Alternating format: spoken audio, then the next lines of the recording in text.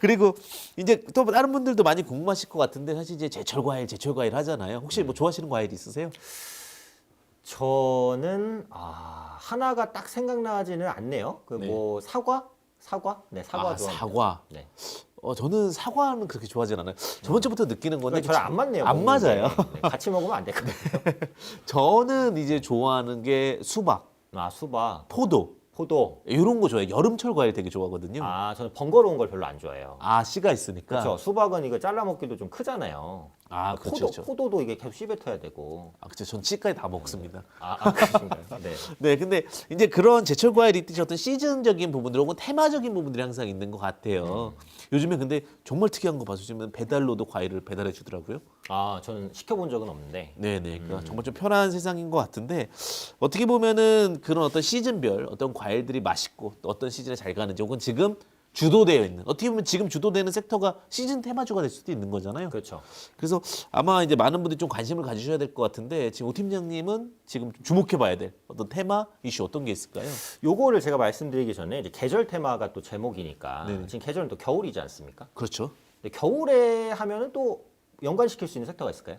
겨울하면 사실은 동물 전염병이 굉장히 많이 나왔었는데 음. 지금은 사람이 급하다 보니까 동물 이슈가 나와도 관련된 종목들이 잘 안 가더라고요. 그것도 그런 또 영향이 있군요. 네. 코로나 이슈에 거의 묻혀버렸다는 거죠. 그렇죠. 이제 물론 동물의 생명의 존중함, 그다음에 가족이지만 그런데 이제 워낙 지금 코로나 이슈가 크다 보니까 관련된 섹터가 좀 지지부진한 모습, 굉장히 특이한 상황으로 보셔도 되실 것 같아요. 그래서 사실은 지금 겨울 테마주라고 딱 말씀드릴 만한 게 마땅치는 좀 않은 것 같고, 근데 이제 전통적으로 겨울 수혜주라고 하면 의류주를 좀 들기는 했어요. 그쵸. 왜냐면 4분기에도 겨울 옷이 많이 팔리는데 겨울 옷이 여름 옷보다 좀 비싸잖아요. 많이 비싸죠. 네, 그러다 보니까 이제 또 요즘에 뭐 보복 소비도 약간 있고. 네네. 제가 얼마 전에 그 이데일리 기사를 한번 봤는데요. 고가 명품 패딩이 많이 팔렸다는 기사는 봤어요. 이번에 저도 오늘 본 게 뭐 명품은 다들 팔리는 것 같아요, 근데. 그렇죠. 이 보복 소비라는 부분들이 분명히 이제 소비의 양극화를 좀 만들고 있다 이렇게 생각이 돼서 겨울 수혜주는 보통 의류주를 뽑는데 주가를 보면은 특히 이제 겨울이라고 또 의류주가 가지는 않는 것 같아요. 예전 같지 않아요. 네, 예전 네네. 같지는 확실히 않아요. 네네. 그래서 겨울 테마주를 뭐를 보자 이렇게 말씀드리기 조금 어려울 것 같아요. 그래서 오늘 제가 말씀드리려는 그 섹터는 4차 산업 관련주입니다. 네. 아까 제가 4차 산업에 대한 부분을 계속 강조를 드렸어요. 작년에는 4차 산업 투자가 많이 이루어지지 못했어요. 계획보다. 네, 코로나 때문에. 그러니까 코로나 때문에 뭐 대부분 투자가 밀렸죠. 그래서 올해 같은 경우에는 그 밀렸던 4차 산업 관련된 투자를 우리나라뿐만 아니라 미국, 뭐 중국, 유럽 각국이 본격적으로 진행을 할 겁니다. 그렇기 때문에 4차 산업 관련된 기사가 해외에서, 국내에서 계속 나올 거예요. 계속 나온다는 건 관련주가 계속 주목받을 수 있다는 거죠. 아까 말씀하셨듯이 약간 인기, 그렇죠. 네, 그런 인기에 편승할 수 있는 가능성이 높아졌다. 이렇게 보시면 될 것 같고요. 저는 4차 산업 중에 가장 빨리 성장할 부분은 그 홈 사물 인터넷, 홈 IoT라고 보고 있어요. 그러니까 홈 IoT를 제가 간단히만 설명을 드리면 제가 가장 잘 드는 예인데요. 이런 부분들입니다. 내가 뭐 오전 7시에 일어나야지 출근을 할 수 있어요. 근데 그날 눈비가 엄청나게 내렸다. 나는 차를 끌고 가야 되는 입장이야. 그러면 알람이 알아서 6시 반으로 바뀝니다. 네네. 그런 것들이 나중에 홈 사물 인터넷 시대가 도래했을 때 우리가 느끼게 될 환경이에요. 한 가지 더 예를 들면 냉장고에서 음식이 상하고 있을 때 우리는 냉장고를 열어서 확인하지 않으면 모르잖아요. 그렇죠. 근데 홈 사물 인터넷 시대에는 상하는 음식을 미리 알려줘요. 소비자에게. 다른 걸 예를 들면 뭐 빨래통에 빨래가 가득 차면 알아서 그걸 빨래를 돌리고 널어줘요. 이런 부분들이 우리가 나중에 맞닥뜨리게 될 홈 사물 인터넷 환경이고 최근에 그 구축되는 아파트들을 보면 이런 AI 기능이 많이 도입된 아파트들이 속속들이 선보이고 있어요. 그렇죠. 워낙 좋더라고요, 요즘에는. 그렇죠. 뭐 돈만 있으면 살기 좋은 세상입니다. 그건 언제나 그랬던 것 같은데. 네, 그래서 그런 부의 축적을 위해서 또 저희가 존재하는 거니까 그렇죠. 네, 그 부분을 많이 또 도와드릴 거고요. 어쨌든 그래서 홈 사물 인터넷 시장이 연 9% 정도씩 성장할 것 같으니까 사물 인터넷 관련주가 뭐 있는지 한번 찾아보시면 좋을 것 같고 이게 한 2년 전만 하더라도 사물 인터넷 관련주가 엄청 뜨거운 테마였거든요.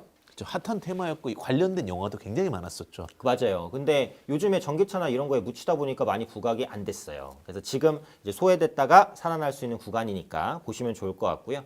또 4차 산업은 5G 통신을 기반으로 하는데 이제 5G가 보급이 되고 있잖아요. 그렇죠. 그러다 보니까 4차 산업이 성장할 수 있는 발판은 최소한 마련되고 있다라는 관점에서 4차 산업 관련주를 오늘 계절 테마로 한번 뽑아봤고, 나중에 이제 4차 산업 관련된 얘기는 제가 자세하게 좀 많이 드릴 수 있을 것 같으니까 그때까지도 뭐 계속해서 시청해 주시면 좋을 것 같아요. 대표님은 그럼 어떤 계절 테마 보셨나요? 저도 굉장히 4차 산업을 주목하고 있는데 저 이제 BBIG 관련된 종목을 가지고 왔습니다. 네, 아까 말씀드렸던 예, 삑인데요. 네, 예, 픽이라고 예. 네, 그러네요. 바이오 배터리 인터넷 게임입니다. 근데 저도 이제 인터넷이 그 중에 하나가 4차 산업이다라고 보면 되는데 IoT가 결국은 인터넷 오브 띵입니다. 결국은 사람이 없이 사물과 사물이 인터넷에 의해서 움직이는 것을 이제 IoT 기술이라고 하는데 저도 굉장히 공감하는 게 굉장히 편리성을 추구하게 되거든요. 그렇죠. 결국 이제 보험료를 측정하는 데 있어서도 운전 습관을 갖고 알아서 보험료가 측정해서 매겨지고 말 그대로 뭐 안에 없는데도 불구하고 사물들끼리 서로 대화를 하는 거잖아요. 이 기술은 굉장히 저도 특화돼 있다라고 보고 있고요. 그다음에 이제 바이오. 저도 이제 앞선 얘기와 마찬가지겠지만 바이오는 조금 이제 조심스럽게 접근해야 된다고 봤을 때 네네. 그럼 배터리와 인터넷이 남고요. 그다음에 게임은 근데 정말 잘 선택해야 돼요. 그렇죠. 예, 게임은 분명 가는 종목은 굉장히 잘 갈 수 있어요. 게임 하시나요?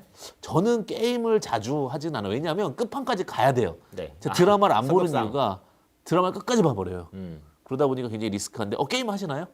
네, 저는 이제 NC소프트에 이제 게임을 하고 있어요. 그래서 저는 NC소프트는 항상 이제 조금 자신감을 가지고 좀 말을 하는 편인데 요즘에 그런 그 과도한 과금에 대해서도 불만들이 좀 나오고 있기는 하거든요. 네, 그쵸. 그래서 아무래도 이제 과도한 과금을 유도하는 게임사들이 조금 이제 뭐 유저를 위한 행동을 취하지 않으면은 뭐 이런 부분들이 불매라든지 뭐 주가에 악영향을 끼칠 수도 있다라고 보니까 저는 이제 NC소프트에 게임을 하고 있는 입장에서 약간 그 느낌이 들어요. NC소프트한테 과금 크게 하지 말라. 요즘 방송에 딱 얘기하시는 것 같은데요? 그쵸. 네. NC소프트의 지금 리니지 M이라는 게임이 전체 네네. 매출 1위인데 과금 규모가 진짜 엄청납니다. 게임 하나에 막 10억을 쓰고 20억을 쓰고 이런 현상들이 발생하는데 어떻게 보면은 모르는 사람이 보면 말도 안 되거든요. 그렇죠. 그래서 그런 부분도 좀 참고하셔서 제가 게임도 어떻게 보면 약간 사회적인 어떤 소통을 통해서 진행해야 된다는 부분도 참고해 보시면 좋을 것 같고요. 그 다음에 그 클린룸 관련주로 BBI주가 있는 거죠. 결국 클린룸 갖고 오기서 갖고 온 겁니다. 그러니까요. 이것도 큰 그림이 돌아서 결국은 자기 종목에 대한 걸로 또 끌어가는. 그리고 1월에 사실은 이제 1월 달 되면 CES 관련된 종목들이 많이 가요. 결국은 국제 전자제품 박람회가 있는데 이번에는 인터넷을 통해서 진행을 했습니다. 그쵸. 일반적으로 뭐 라스베가스라든지 혹은 스페인 쪽에서 진행을 하게 되는데 스페인 쪽에서 진행을 하죠. 네, 정정하겠습니다. 근데 1월 11일에서 14일 날 했습니다. 그러면서 이제 여러 가지 IoT 기술과 전자기술 이런 부분들이 이슈가 있었기 때문에 어떻게 보면 위에 있는 그 4차 산업과도 굉장히 좀 맞물려 있었던 것 같아요. 그쵸. CES에서는 이제 선제적으로 우리가 이 정도의 기술을 가지고 있다라는 것을 어떻게 보면 좀 뽐내는, 먼저 그쵸. 선보이는 이런 경향이 있기 때문에 거기서 IT의 트렌드를 읽을 수 있다라고 보시면 될 것 같으니까 결국은 CES도 4차 산업과 당연히 뭐 뗄 수가 없는 행사라고 봐야겠죠. 맞습니다. 그래서 그런 부분 좀 참고해 보시면 좋으실 것 같고 결국 근데 이런 테마, 그러니까 탑다운 방식이라고 했을 때는 지금 잘 가는 산업에서 그 다음에 종목으로 가는 거니까 주목해 보시면 좀 좋으실 것 같고요.